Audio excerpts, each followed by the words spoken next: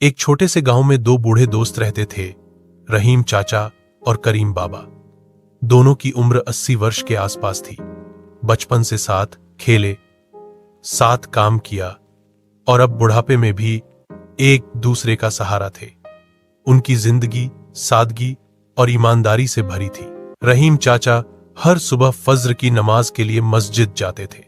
करीम बाबा की तबीयत कमजोर थी, इसलिए वे घर पर ही नमाज पढ़ते थे। एक दिन करीम बाबा ने मुस्कुराते हुए कहा, रहीम, उम्र ने शरीर को कमजोर कर दिया है, पर दिल में अल्लाह का नूर आज भी उतना ही है। रहीम चाचा ने जवाब दिया, इस्लाम हमें यही सिखाता है कि सच्ची ताकत शरीर में नहीं बल्कि ईमान में होती है। दोनों अक्सर बच्चों को अपने पास बुलाते और उन्हें इस्लाम की खूबसूरती समझाते। वे बताते कि इस्लाम शांति, करुणा और इंसानियत का धर्म है। कुरान की आयतें पढ़कर समझाते कि अल्लाह सबको बराबर मानता है और नेक काम करने वालों से प्यार करता है। वे कहते, नमाज हमें अनुशासन सिखाती है, रोजा सब्र सिखाता है और ज़कात हमें दूसरों की मदद करना सिखाती है।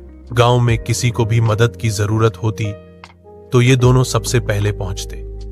चाहे किसी के घर खाना न हो या कोई बीमार हो, वे अपनी पेंशन में से थोड़ा थोड़ा देकर सहायता करते। लोग कहते थे कि इन दोनों के चेहरे पर हमेशा सुकून क्यों रहता है।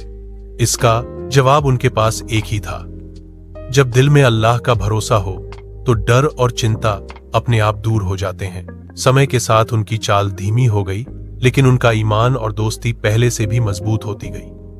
उनकी जिंदगी गांव के लिए एक मिसाल बन गई कि सच्चा इस्लाम प्रेम, धैर्य और सेवा में बसता है।